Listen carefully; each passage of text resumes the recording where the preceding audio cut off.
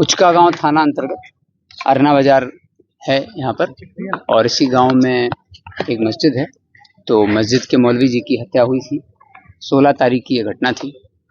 और इस पूरी घटना में जो मौलवी जी थे, जब उनकी डेड बॉडी का यहाँ पर निरीक्षण किया गया, तत्काल एसडीपीओ हथुआ पहुंचे थे और पूरी टीम भी पहुंची थी। उसके बाद एक एसआईटी का गठन किया गया था। एसआईटी ने पूरा अनुसंधान किया और मात्र 72 घंटे के अंदर पूरे कांड का उद्भेदन हो गया। मुख्य अभियुक्त तो सारी जो अनुसंधान थी वो सारा कंप्लीट हो गया। जब ये हत्या हुई थी तो हत्या के बाद मौलवी जी का जो मोबाइल था वो हत्यारा लेकर के चला गया था। उनकी सिम उसमें लगी हुई थी, वो भी लेकर के चला गया था। और कुछ पैसे भी थे उनके कमरे में, क्योंकि वो मस्जिद के जो वरांडा में सोते थे और बगल में एक कमरा था। उस कमरे में उनका कुछ पैसे वगैरह भी रखे हुए थे।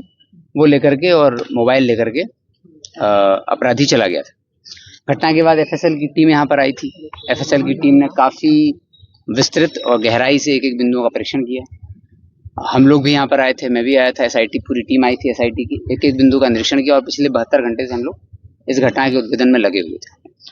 पूरी घटना क्लियर हुई और जो मुख्य अभियुक्त है जिसने ये घटना की है उसको गिरफ्तार कर लिया गया है। और जो मोबाइल था मौलवी जी का, जो कि वो लेकर के चला गया था हत्या के बाद, वो मोबाइल अभियुक्त के निशानदेही पर मोबाइल बरामद हुआ। उनकी जो सिम थी वो सिम लेके चला गया था, वो सिम बरामद हुई है। जिस हथियार से मारा था वो ब्लड स्टेन्ड उस पर हैं, खून लगा हुआ वो धारदार हथियार भी मिल गया है। और चूँकि जो मारने का तरीका था उससे पूरा ब्लड पूरे घटनास्थल पर ब्लड फैल गया था। तो इससे स्पष्ट हो रहा था कि अभियुक्त के कपड़ों पर भी ब्लड आया होगा। तो अभियुक्त ने घटना के बाद अपना कपड़ा जो है वो जलाने का प्रयास किया।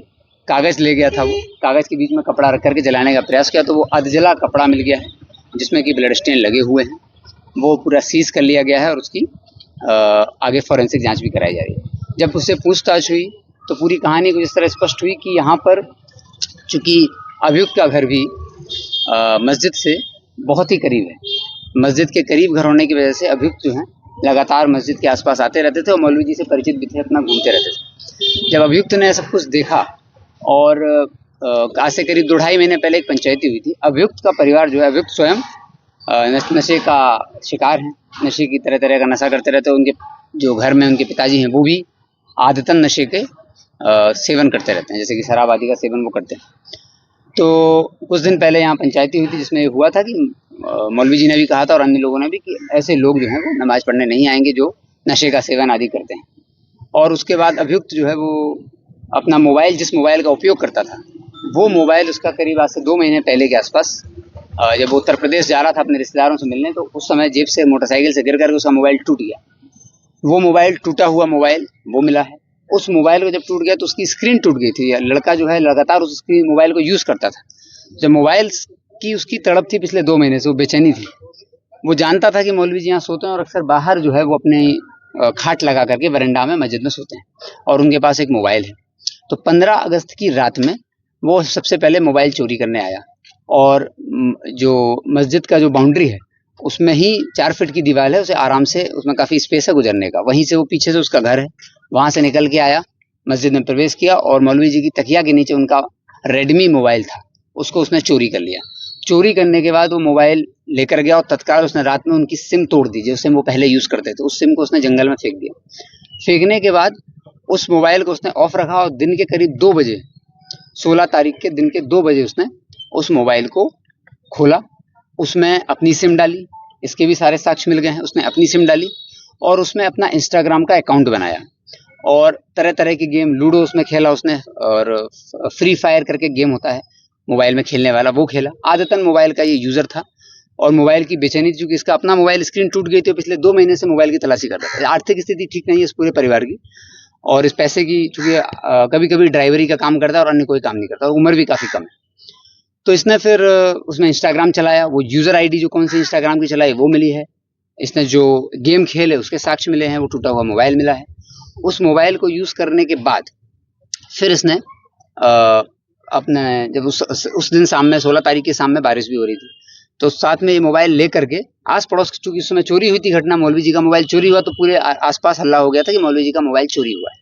तो उसी क्रम में इसका एक मित्र था, उसने देखा इसको मोबाइल यूज़ करते हुए, उसको पता था, तो उसने उसकी फ़ोटो लेकर के पड़ोस के एक लड़के को भेज दी कि ये तो मौलवी जी का मोबाइल लग रहा है। तो उस लड़के ने फिर मौलवी जी को बुलाया, उस लड़के को, और इसके हाथ में मोबाइल देखा। मोबाइल देख करके इसने बोला कि ये तो मौलवी जी का मोबाइल है। उसने उससे मोबाइल ले लिया और ले करके मौलवी जी को दिखाया। तो मौलवी जी ने देखते ही साथ पहचान लिया कि हाँ, ये तो मेरा ही मोबाइल है। किसने दिया आपको? उसने बताया कि फलाने लड़के ने ले लिया है और उस लड़के ने इसको छीन के रखा हुआ है। तो जब ये मोबाइल मौलवी जी को पता चल गया तो मौलवी जी और उस लड़के ने बोला कि अब इस पर पंचायती होगी, कल सबको बताया जाएगा और तुमको आवश्यक कार्रवाई की जाएगी, पुलिस आदि में भी सूचना दी जाएगी, क्योंकि ये चोरी तुमने की है। और मोबाइल के बारे में मौलवी जी ने स्पष्ट निर्णय दे दिया और ये लड़का वहां से चला गया। उसके बाद ये लड़का भयंकर उसमें आ गया कि कैसे हम पंचायती होगी पूरे समाज में और यहाँ पर बेइज्जती होगी। और मैं इस बात का इसको पूरी ग्लानि रही। रात के करीब 12:30 बजे के आसपास ये आया यहाँ पे। बगल में उस दिन गांव के कुछ पड़ोसी हैं, उनका बेटा बगल में मिसिंग था रात में, तो वो लोग आकर के घूम रहे थे। उनसे भी रात में इसकी मुलाकात हुई। पूरा सीसीटीवी का अवलोकन आसपास किया गया है, टेक्निकल अनुसंधान किया गया, एक एक बिंदु पे बारीकी से देखा गया है। उन सब लोगों से, आसपास के जितने लोग थे जो रात में जिनकी गतिविधि थी, जो सक्रिय थे यहाँ पे, उन सबको बुलाया गया, उनसे पूछताछ हुई तो स्पष्ट हुआ कि वो लोग अपने बच्चे को ढूंढने के लिए निकले हुए थे। तो उनको भी ये लड़का यहाँ पर मिला था। उस समय प्लानिंग कर रहा था और जब वो लोग चले गए, उनका लड़का मिल गया और जाकर के वो लोग सो गए। तो उसके 20 से 25 मिनट, करीब 1 बजे के आसपास ये अपने घर से निकला, मस्जिद की बाउंड्री जो 4 फीट की है उसको फांद करके, 3.5-4 फीट की उसको फांद करके अंदर आया और जो हथियार लाया था उससे जो मौलवी जी का सोने का ये विचार करके आया था कि आवाज नहीं आनी चाहिए, तो उसने पहला वार सीधा गर्दन पे किया। गर्दन पर 2 वार किए, जिससे तत्काल वहां पर उनकी आवाज निकलना बंद हो गई और ब्लड काफी लॉस हो गया। उसके बाद आपाधापी हुई दोनों के बीच में। इससे इसके पूरे कपड़े पे ब्लड लग गया था। इनफैक्ट इसकी बॉडी पर भी ब्लड लगा हुआ है। तो उसका भी हम लोग मेडिकल एग्जामिनेशन और फोरेंसिक एग्जामिनेशन करा रहे हैं। सारे साक्ष्य उसमें आ गए हैं। और फिर लगातार इसने चाकू से अपने, चूंकि ये अकेला था और उससे निपटना आसान नहीं था, तो इसने लगातार वार किए, शरीर के अलग अलग जगहों पर वार किए। उसके बाद ये जब वो शांत हो गए तो फिर ये उठा, निकल के चला गया। फिर अपने घर पहुंचा। घर पहुंचने के बाद ये उसने उस समय जब घटना हुई उसके पहले, चूंकि मौलवी जी का मोबाइल चोरी हो गया था, तो उन्होंने वो मोबाइल नहीं लिया था। तो मौलवी जी के कुछ परिजनों ने उनको एक दूसरा मोबाइल दिया था, मोटोरोला का। वो मोबाइल भी उस दिन रखा हुआ था इनके कमरे में। तो इसने वो मोबाइल उस दिन चुराया, चूंकि उसको मोबाइल की लत थी, वो मोबाइल चाहिए था इसको। तो उसने मोटोरोला का वो मोबाइल लिया, उसमें लगी सिम ली। वो दोनों सिम और मोबाइल, जो छोटा कमरा है अंदर जिसमें मौलवी जी रहते थे, वो कमरे में से मोबाइल, सिम और कुछ पैसे इसने निकाले और वो लेकर के अपने घर में चला गया। घर में ले जाने के बाद इसने मोबाइल से सिम निकाली, सिम अलग रख दी और वो मोटोरोला का मोबाइल अपने घर में ही रख दिया। और ये जाकर के सुबह इसको लगा कि चूंकि किसी को पता नहीं चलेगा, लेकिन चूंकि यहाँ आस पड़ोस के सब लोगों को पता था कि रात में 1 दिन पहले मोबाइल जैसा वो हुआ था, तो तत्काल जब हम लोगों को इस बारे में पता चला तो हम लोगों ने सीसीटीवी देखा, इसको उठाया और फिर इसको जैसे निरुद्ध किया गया। निरुद्ध करने के बाद कोई पूछताछ हुई तो पूरी तरह स्पष्ट हुआ कि इस मामले में इसने किस तरह ये घटना की। और जब इससे पूछा गया, इसने बताया। फिर वो जो मौलवी जी का मोबाइल था मोटोरोला, वो इसके घर से बरामद हुआ। सिम थी, वो इसके घर से बरामद। इससे पूछा गया कि तुम्हारे कपड़ों पे जो ब्लड लगे थे वो कहाँ पर हैं?